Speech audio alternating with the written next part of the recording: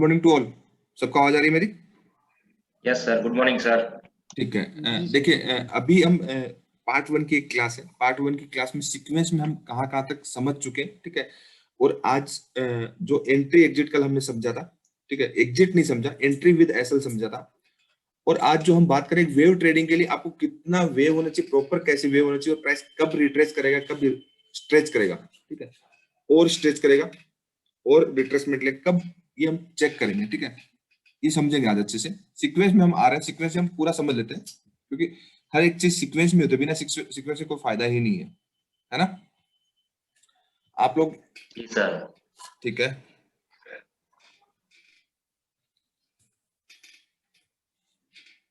M M means ए means ये आप लोगों को तो आ गया है, ठीक है। अभी सीक्वेंस में चलेंगे दोबारा, ठीक है। मार्केट स्ट्रक्चर सब लोगों को समझ में आ गया? मार्केट स्ट्रक्चर कैसे फाइंड आउट करते हैं? जी सब सर, लोगों को आ गया, ठीक है। एरिया ऑफ वैल्यू, जहां पे हमारा वैल्यू। बाइंग जोन कौन सा है, हमारा प्रॉफिट बुकिंग जोन कौन सा है, आपको समझ में आ गया? जी सर। क्योंकि इसके बिना तो काम ही नहीं कर सकते ना। अगर ये सब चीजें हमें पता ही नहीं है तो फिर हम गैम्बलिंग कर रहे हैं, काम नहीं कर रहे। एंट्री विद एसएल, अभी कुछ लोगों का डाउट है, वो मैं क्लियर कर दूंगा। इवनिंग की जो क्लास होगी उसमें क्लियर कर देंगे एंट्री विद एसएल। अभी मैं एंट्री से रिलेटेड ही उसके अंदर कुछ चीजें और अच्छे से एक्सप्लेनेशन करूं ताकि आपको अच्छे से समझ में आ जाए। एंट्री विद एसएल और आपका एग्जिट मींस पार्ट वन के अंदर हम अच्छे से समझते हैं कि मार्केट स्ट्रक्चर को आइडेंटिफाई करने के लिए हमें कौन कौन से ड्राइंग टूल्स चाहिए, कैसे हम ड्राइंग करेंगे, प्रैक्टिकली कैसे ड्राइंग करेंगे चार्ट के ऊपर। थ्योरेटिकली बात डिफरेंट होती है, प्रैक्टिकली डिफरेंट होती है। प्रैक्टिकली कैसे डिफरेंट होती है ये हम सीख चुके हैं, ठीक है। अगेन एरिया ऑफ वैल्यू हम फाइंड आउट करना सीख चुके हैं, एंट्री विद एसएल सीख चुके हैं। बट इसके अंदर एक चीज और मैं ऐड कर रहा हूं जो क्लास में भी मैं डिस्कस करूंगा। और एग्जिट की क्लास जो होती है, ठीक है, एग्जिट हमारा लाइक ए डॉट होना चाहिए। मींस प्राइस सेक्शन के अंदर 50-50 का रूल होता है। फर्स्ट टारगेट के ऊपर हमारा 50% क्वांटिटी एग्जिट हो जाना चाहिए। रिमेनिंग जो क्वांटिटी उसको ट्रेल करेंगे अनलिमिटेड प्रॉफिट के लिए, क्योंकि रिस्क रिवार्ड अगर 1:1 अनलिमिटेड नहीं रहा तो पैसा नहीं बनेगा। 1:1 पे कभी भी पैसा नहीं बनेगा, क्योंकि एक दिन ऐसा आएगा आप रेगुलरली 1:1 पे काम कर रहे हैं, एक दिन आप गलती से आप स्टॉप लॉस तो रख देंगे 5 का और रिवार्ड रहेगा 1 का, ठीक है। तो एक ही दिन में सारा आपका साफ हो जाएगा, तो वो सब चीजें किसी काम की नहीं। तो रिस्क हमें प्राइस एक्शन के अंदर हमारी 98-99% एक्यूरेसी है, बट वो एक्यूरेसी किसी काम की नहीं है अगर हमारा रिस्क रिवार्ड हम मैनेज करके नहीं चलते। तो स्टॉक मार्केट में एक्यूरेसी से ज्यादा जो मायने रखता है वो आपका रिस्क रिवार्ड। मींस आप अनलिमिटेड प्रॉफिट के लिए जाते हैं या नहीं जाते। अगर नहीं जाते तो लॉन्ग टर्म में हम काम नहीं कर सकते। अभी हम इसको डिजिटल व्हाइट बोर्ड को यूज कर लेते हैं थोड़ी देर के लिए, फिर हम इसको एक्सप्लेन करेंगे, ठीक है। क्योंकि एक रबड़ मैन की थ्योरी है ना, इसमें बहुत अच्छे से इंप्लीमेंटेशन होता है। इसमें आपका एग्जिट भी आ जाएगा और आपका एंट्री आ जाएगा। सबसे पहले एंट्री की बात करते हैं, ठीक है, करें? जी सर। ठीक है, एक कॉमन सा क्वेश्चन करता हूं आप लोगों से। सपोज करते हैं एक रबड़ है, ठीक है, और ये न्यूट्रल है यहाँ पे, ठीक है। इस रबड़ को ऊपर भी खींचा जा सकता है, नीचे भी खींचा जा सकता है, दोनों पॉसिबिलिटीज है। Yes sir. है ना? बाकी सब लोगों को आवाज आ रही है ना? ऐसा तो नहीं किसी को आवाज नहीं आ रही? यस, आ रही है सर। ठीक है, इस रबड़ को खींचा जा सकता है। सपोज कीजिए ये जो रबड़ है, इस रबड़ को खींचा जाएगा। मींस अगर हम रबड़ को खींचेंगे और उसको छोड़ेंगे तभी तो वो वापस जाएगा, अगर छोड़ेंगे नहीं तो वापस कहां से जाएगा? एक कंडीशन तो ये है। दूसरी चीज, मान लीजिए रबड़ को हमने जस्ट थोड़ा सा खींचा, वो क्या वापस जाएगा? वो तो पता ही नहीं लगेगा ऐसे गया या नहीं गया। समझ में आ रहा है मैं क्या कहना चाह रहा हूं? मेरे कहने का मतलब ये है कि ये रबड़ मैन है, रबड़ मैन की थ्योरी है। सेम यहाँ पे प्राइस है, ठीक है। सेम क्या है आपकी 1 मिनट का चार्ट है ना, इस कैंडल बड़ी बन रही है, ठीक है, इसलिए चार्ट हिल रहा है। तो रबड़ जो है, सपोज करते हैं प्राइस है, प्राइस जस्ट इतना सा अगर स्ट्रेच हुआ, मींस खींचा गया, स्ट्रेच मींस खींचा गया, सेम ऊपर या नीचे कहीं तो जाएगा प्राइस, साइड में तो नहीं जाएगा ना, या तो ऊपर जाएगा या नीचे जाएगा, ऐसे ही होगा, ऐसे ही होगा ना। तो आप जी क्या, सर। तो इसका आप क्या रिट्रेसमेंट यूज कर पाएंगे? कुछ भी तो यूज नहीं कर पाएंगे। मींस अगर आपका रबड़ ऐसे है, ठीक है, तो आपका ऐसे अगर रबड़ खींचा गया तो आप स्टेपर लाइन ड्रॉ करेंगे तो इसका जो ब्रेकडाउन आया, कंफर्मेशन ही आपका मूव खत्म हो जाएगा। तो इसमें आप क्या ट्रेडिंग कर पाएंगे? नहीं कर पाएंगे। सेम आपका प्राइस नीचे है, ठीक है, नीचे है और प्राइस आपका जस्ट ऐसे ब्रेकआउट देगा स्टेपर लाइन के थ्रू, तो आप क्या रिट्रेसमेंट यूज कर पाएंगे? नहीं कर पाएंगे ना, ऐसे बिल्कुल नहीं कर पाएंगे। क्या कर पाएंगे? तो प्राइस रबड़ मैन की इसकी थ्योरी ये इंप्लीमेंटेशन होता है कि एग्जिट का मैं आपको बताऊं कि प्राइस जो है पहले आपकी स्ट्रेच होनी चाहिए, मींस रबड़ अगर खींचेगा तो उसको छोड़ेंगे तभी तो रिट्रेसमेंट होगा, तो तभी हमें प्राइस के अंदर हम ट्रेड कर पाएंगे। सेम नीचे की तरफ स्ट्रेच होना चाहिए। कहने का मतलब मैं चार्ट पे लेके चलता हूं। अभी देखिए यहां से हम लेते हैं, ये मैं वेव थ्योरी बताता हूं आपको। वेव थ्योरी देखिए, आप कहेंगे ये देखिए एक छोटे सी है, ठीक है, क्या रिट्रेसमेंट आएगा इसका? चलिए यहाँ पे तो गिर गया, ठीक है, ये डाउन ट्रेंड में ही है, ठीक है, तो ये गिर गया, पर क्या रिट्रेसमेंट आएगा? कुछ आएगा? नहीं सर। मेरे कहने का मतलब ये है कि हम जो वेव ट्रेडिंग करते हैं, एक बार मैं आपको अच्छे से एक्सप्लेनेशन कर देता हूँ, ठीक है। इसको चार्ट को ना यहाँ से ब्रश लेते हैं, ठीक है। प्राइस या तो ऐसे चलता है, ऐसे चलता है ना प्राइस, जी सर। ये थ्योरेटिकल बात है, लेकिन प्राइस कैसे चलता है? ऐसे चलता है।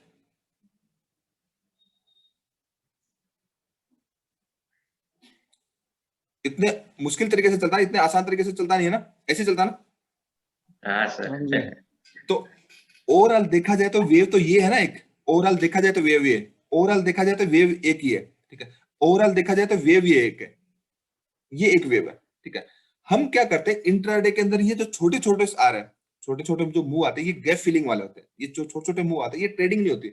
मींस मेरे कहने का मतलब ये है, जो हम वेव ट्रेडिंग करते हैं तो मिनिमम, अब इसके लिए क्या क्राइटेरिया हो कि आप किसको वेव माने, ये भी तो है ना, कि इसके लिए क्या क्राइटेरिया हो।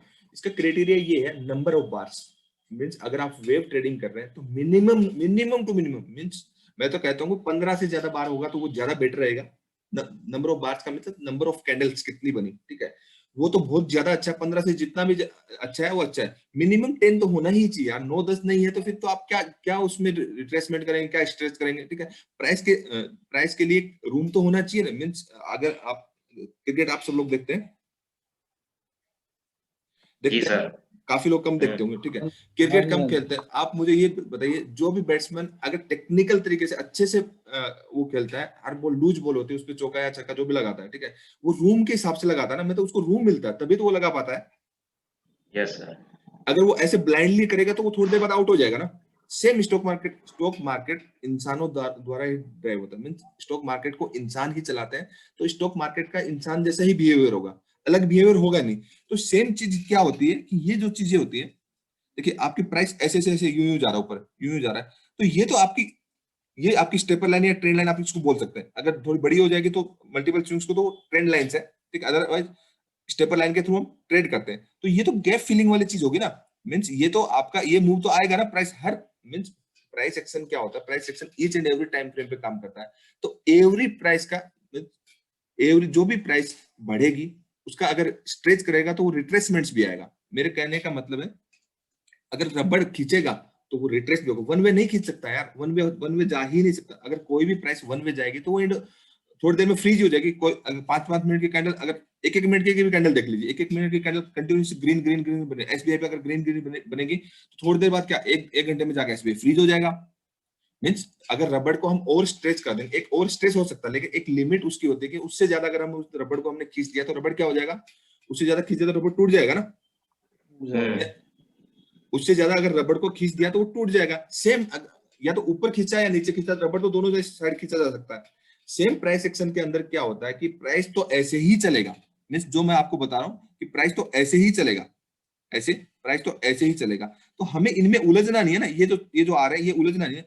मीन्स हमारा हम कैसे डिसाइड करेंगे, नंबर ऑफ बार से, नंबर ऑफ कैंडल से। मीन्स आपका नंबर ऑफ कैंडल 10 से कम है तो वो साइडवेज, आप क्या करेंगे उसमें। मीन्स अगर 10 से ज्यादा कैंडल बनी, आप स्टेपर लाइन ड्रॉ कर रहे हैं, तो उसमें कैसे ट्रेड करेंगे, क्योंकि आपका कंफर्मेशन के अंदर वो रिट्रेसमेंट का स्ट्रेच हो जाएगा ना। इंडिकेटर तो हम कर ही नहीं सकते, इंडिकेटर बेस्ड ट्रेडिंग तो होती नहीं है, क्योंकि प्राइस एक्शन के अंदर जहां फर्स्ट टारगेट अचीव होता है वहां इंडिकेटर के अंदर तो एंट्री मिलती है, और फर्स्ट टारगेट अचीव होने की ही 98-99% प्रोबेबिलिटी होती है प्राइस एक्शन के अंदर। जो रिमेनिंग सेकंड टारगेट होता है उसको हम ट्रेल करते हैं, तो उसकी 50-50 होती है। 50% टाइम अचीव होगा, 50% कॉस्ट का लगेगा। तो इंडिकेटर में हम 50-50 के साथ जाते हैं। हम 50 के अंदर इतने बड़े लॉस कर लेते हैं कि बाकी के 50 हमें प्ले करने की हमारी हिम्मत ही नहीं होती है वो ट्रेड करने की। ऐसा ही होता है। जी जी बिल्कुल सर। ये आपको समझ में आ रहा है? इस पे कोई डाउट है? अभी मैं और चार्ट में आपको एक्सप्लेनेशन अच्छे से कर देता हूँ इस नंबर ऑफ बार्स का क्या है। अभी समझ में आ रहा है? देखिए चार्ट में यस हाँ सर। जी इसको 5 मिनट का चार्ट कर देते हैं, ठीक है। देखिए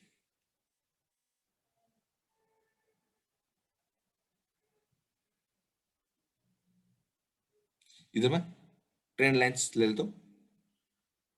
ट्रेंड लाइंस में देखिए मल्टीपल स्विंग्स को कनेक्ट करके ट्रेंड लाइंस बनती है। इतना आप सब लोगों को समझ में आता है? ये तो पार्ट 1 का मतलब मार्केट स्ट्रक्चर के अंदर आता जी है। सर। जो इसके ऊपर जो प्राइस चलता है, इसके ऊपर जो प्राइस चलता है ये, ठीक है।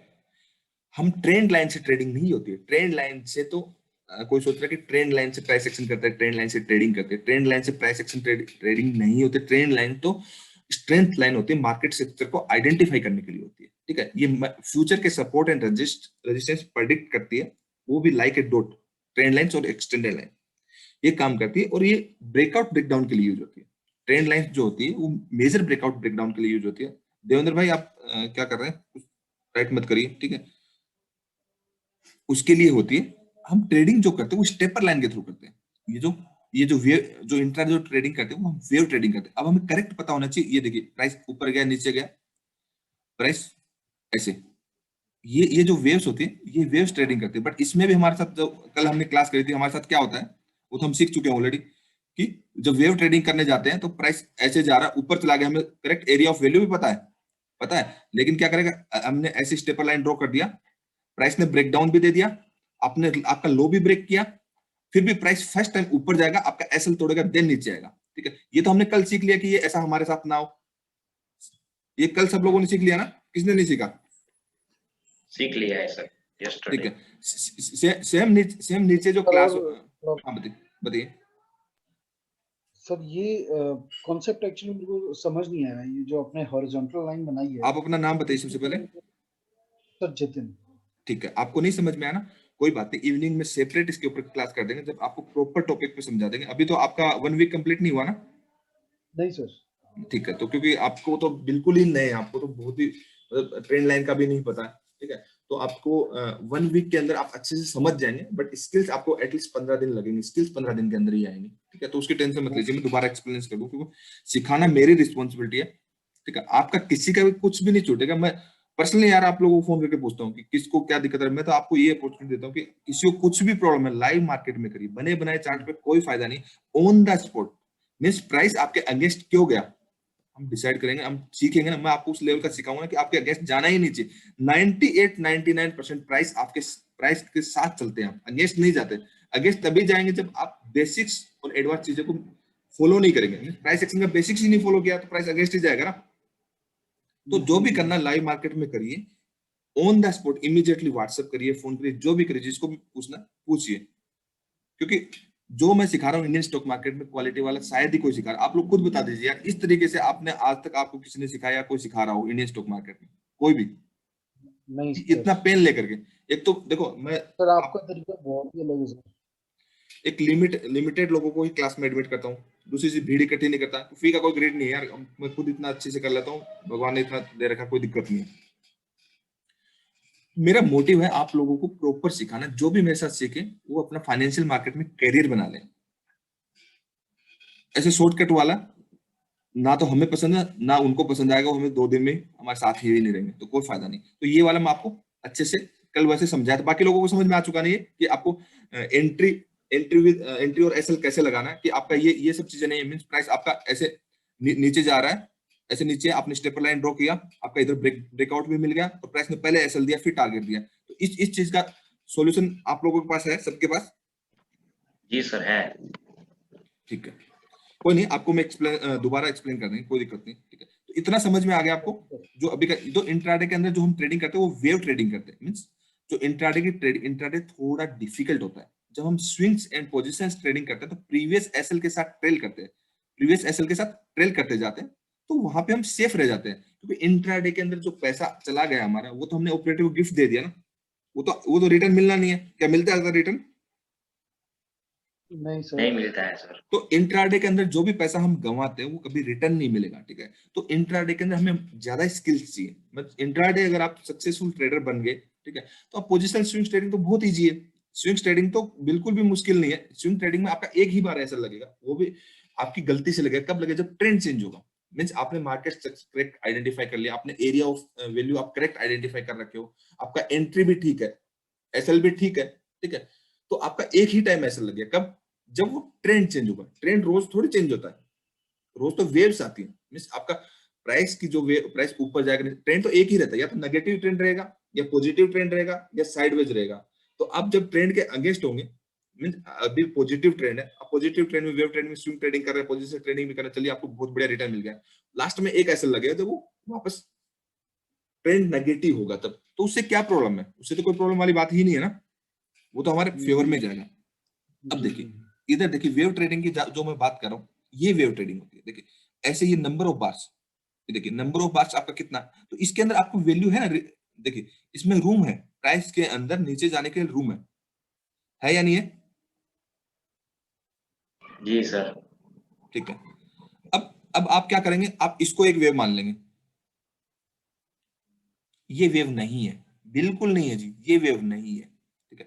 वेव तो ये है, मीन्स आपकी ये वेव है। ये कैसे चेक करते हैं मैं ये भी बताता हूँ कि आप ऐसे का कैंडल गिनेंगे थोड़ी, आप स्केल से चेक करेंगे, प्रॉपर स्केल से चेक करेंगे, कैंडल गिनना नहीं है। ऐसे देखिए, ऐसे ही आपकी ये एक वेव है। मैं एक बार चार्ट को नीट एंड क्लिक कर दूंगा। जी सर। हाँ जी सर। ठीक है। इवनिंग में एग्जिट वाली क्लास करेंगे, बहुत ही बढ़िया वाली। कोई भी मिस मत करना, ठीक है, चाहे टाइम एक्स्ट्रा लग जाए, टाइम मुझे क्लास में टाइम एक्स्ट्रा देना पड़े, लेकिन मैं आप लोगों को एग्जिट का क्लास बहुत बढ़िया से, ये आपका वेव हो गया, ठीक है। देखिए इधर आपको स्केल दिख रहा है चार्ट के अंदर। देखो जिसको ये चार्ट ही यूज करना नहीं आता, जिसको ये चार्ट ही यूज करना नहीं आता, वो तो नहीं कर पाएगा ना। तो सबसे पहले आपको जो चार्ट है वो तो मैं सिखा चुका हूँ कि चार्ट को कैसे यूज करते हैं, ठीक है। जिसको नहीं आता, how to use technical analysis in price action, मैंने एक वीडियो अपलोड किया हुआ, उसको देख लीजिए। यहाँ पे लो से हाई पे क्लिक करेंगे, ये स्केल है मेजर करने के लिए। अब कितना है नंबर ऑफ बार इसमें? देखिए, एक मिनट में दोबारा करता हूँ, कितना नंबर ऑफ बार? 19। यस। तो प्राइस एक्शन के लिए परफेक्ट है या नहीं है? नहीं नहीं, इसमें यस सर। 19 नहीं है। एक मिनट रुकिए, 19 तो टोटल मिला गया, दोबारा आपको दिखाता हूँ। ये 19 नहीं है, ये जो मैं बता रहा हूँ ये वाला।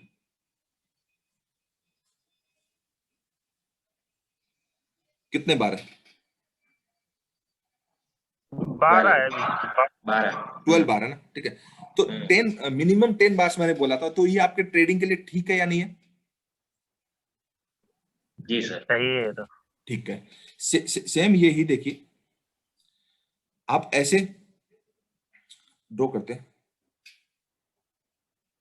ये कंफर्मेशन के अंदर ही आपका कैंडल निकल गया। इधर तो नहीं निकला, इसको एडजस्ट आप करते, ऐसे एडजस्ट करते तो ठीक है। कंफर्मेशन में ये कैंडल निकल गया, तो उसके बाद आप यहाँ पे बाय करते, क्या मिला आपको कुछ भी? उसके बाद नहीं प्राइस मिला। कहाँ गया? क्यों क्यों नहीं मिला? तो प्राइस एक्शन के अंदर अगर यही चीज आप ऐसे करते प्रॉपर, जो मैं बोल रहा हूँ कि वेव ट्रेडिंग क्या, ये आपका कंप्लीटली रॉन्ग है। ये वाला जो है वो रॉन्ग, ये आपका ठीक है। मीन्स आपका प्राइस का जो है एक वेव ये आया, वेव आया, एक वेव आपका अगेन ये आया, अगेन आपका वेव आया। ये मूव तो आते रहेंगे यार, ये तो आएंगे प्राइस के, ये मूव आएंगे, ठीक है। आपका ये वेव हो गया। तो ये वेव जो आया, ये आपका रिट्रेसमेंट के लिए ठीक है। देखिए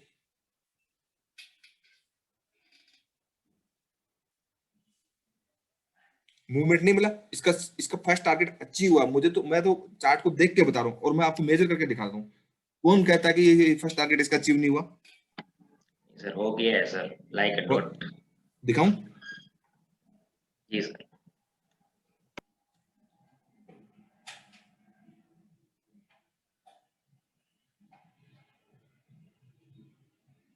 खुद देख लीजिए, खुद देख लीजिए। प्राइस एक्शन के अंदर 0.10% का हम बफर लगाते हैं और 0.10% पहले बुक करते हैं। हुआ या नहीं हुआ?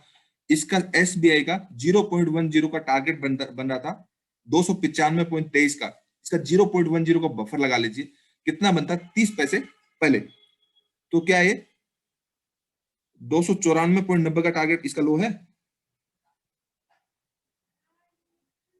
296.40। इसका लो कितना है, एक मिनट पे, इसका लो है 296.40 और ये कितना है 296.23 दिखा रहा है। टारगेट तो अचीव हो गया, 0.10 के हिसाब से तो अचीव हो गया ना, या नहीं हुआ? यस सर, हो गया सर। ठीक है, इसको हम एक बार डिलीट कर देते हैं, इसको छोड़ देते हैं क्योंकि इसकी तो सेपरेट क्लास होगी ना। तो ये आपका वेव ट्रेडिंग है। आपको स्टेपर लाइन को एडजस्ट करना आता है, जो एंट्री मैंने बताया कि आपको मैं एडजस्ट करना बता रहा हूँ। किस किस को नहीं आता स्टेपर लाइन को एडजस्ट करना? सर ठीक है, एक ये जो सर लाइन ड्रॉ करेंगे हम, ये जो लाइन ड्रॉ करेंगे, ये स्टेपर लाइन को एडजस्ट करने वाली बात होती है।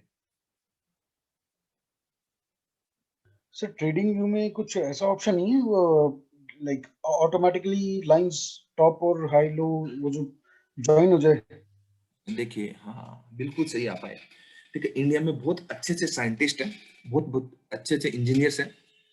एक कंपनी ने सॉफ्टवेयर भी बना के रखा हुआ, नाम नहीं लूंगा उसका, ठीक है। उस सॉफ्टवेयर में ट्रेंड लाइंस भी आती हैं, ठीक है, बट वो रेडीमेड ट्रेड लाइन रेडीमेड ही रहती है, ठीक है। प्राइस फ्लेक्सिबल रहता है, ठीक है। ऐसा कुछ बना ही नहीं स्टॉक मार्केट को हर वेव को ट्रेड कर सकते, क्योंकि प्राइस इस तरीके से फ्लेक्सिबल वो हमेशा फेलियर हो जाता है। स्टॉक मार्केट के अंदर जो भी पर्सन कमाता है वो इंडिविजुअल कमाता है जिसके पास स्किल्स है। आप 1 करोड़ रुपए ले आइए, स्किल्स नहीं है तो गंवा देंगे, 1,000 रुपए ले आइए, स्किल्स है तो कमा लेंगे, कोई फर्क नहीं पड़ता। तो ऐसा कुछ बना ही नहीं है। ये आपके कोडिंग होके जो एल्गो ट्रेडिंग होती है, जिसमें आपका बहुत सारे लोगों से मेरी बात होती है, ठीक है, बहुत सारे लोगों ने मेरे से लिया भी है, ठीक है। तो कोडिंग होके कुछ इंडिकेटर बेस्ड आपकी एल्गो होते हैं, वो इंडिकेटर बेस्ड सेटिंग करके आपको सेटिंग कर दिया उसके अंदर, ठीक है। उसमें आप क्या करेंगे, कुछ पैसा डाल दिया, 2-3 लाख जितना भी आपका एज पर योर कैपिटल, तो उसमें वो एक दिन में बहुत सारे ट्रेड जनरेट करेगा, 20-30 जनरेट करेगा, ठीक है। उसमें से अगर आपको 1,000 रुपए उसने निकाल के दे दिया, उसने आपको 1,000 रुपए निकाल दिया और 3,000 ब्रोकर को दे दिया, ठीक है। तो ये सब चीजें आप लोगों को बेवकूफ बनाने के लिए, मीन्स आप किसी की अपना पैसा डाल रहे हैं और किसी की नौकरी भी कर रहे हैं। एल्गो ट्रेडिंग प्योर यही है, ब्रोकर को कमा के देने के लिए। मीन्स इतने एल्गो के अंदर इतने ऑर्डर्स लगते हैं, आपको 500-700 मिल गया, लेकिन ब्रोकर्स का देखिए ना, 30 ट्रेड पे 40 पर ट्रेड के हिसाब से कितने पैसे हो गए, और टैक्सेस कितने हो गए, टैक्सेस कितने हो गए आप खुद बता दीजिए, ठीक है। तो ऐसा कोई दादा तो शॉर्टकट नहीं। प्रॉफिट अगर में ही आप चला जाएगा। आप मेहनत करना चाहते हैं, स्किल्स इंप्रूवमेंट करना चाहते हैं, तो बिल्कुल पैसा कमा सकते हैं। बिना मेहनत के कुछ भी नहीं हो सकता, कोई शॉर्टकट नहीं है। देखिए, ये स्ट्रेटेजी और टिप्स बोलते हैं ना, कि ये स्ट्रेटेजी ले लो, ये टिप्स ले लो, अरे कैसे काम करेगा? आपको पास स्किल्स नहीं, ट्रेंड लाइन ड्रॉ करनी नहीं आती, स्टेपर लाइन ड्रॉ करनी नहीं आती, प्राइस को आपको एंट्री नहीं करनी नहीं आती, मार्केट स्ट्रक्चर फाइंड आउट करनी करना आता, एग्जिट करना नहीं आता, बेसिक चीजें तो आती नहीं। स्ट्रेटेजी कैसे काम कर देगी? स्ट्रेटेजी में कौन सी स्ट्रेटेजी ऐसी है जो बताती है कि आपकी एंट्री कहाँ है, एग्जिट कहाँ है, और प्रॉपर एसएल का इंडिकेटर तो कभी बताते ही नहीं, ये चीजें बताते हैं क्या? नहीं आप लोग सर। नहीं बताइए, बता। तो फिर आप पैसा कैसे कमाएंगे?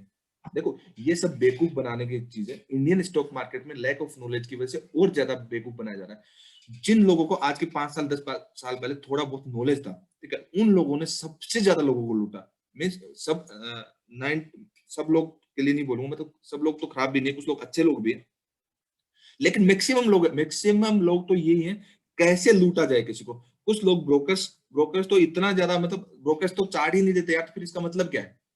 ब्रोकर तो चार्ट ही नहीं देते आपको, आईक्यू चार्ट देते हैं। आईक्यू चार्ट में प्राइस एक्शन कैसे करेंगे? इंडिकेटर बेस्ड ट्रेडिंग से पैसा बनता ही नहीं किसी का। अगर इंडिकेटर बेस्ड ट्रेडिंग से पैसा ही बनता तो मुकेश अंबानी जी के पास बहुत पैसा है, वो तो ऑपरेटर रख देते, खुद पैसा कमा लेते। तो मार्केट का कोई भी शॉर्टकट नहीं है। जो जिसके पास स्किल्स है वो पैसा कमाएगा, जिसके पास स्किल्स नहीं वो पैसा नहीं कमाएगा, सिंपल सी बात है। सब लोग लूटने में लगे हुए यार।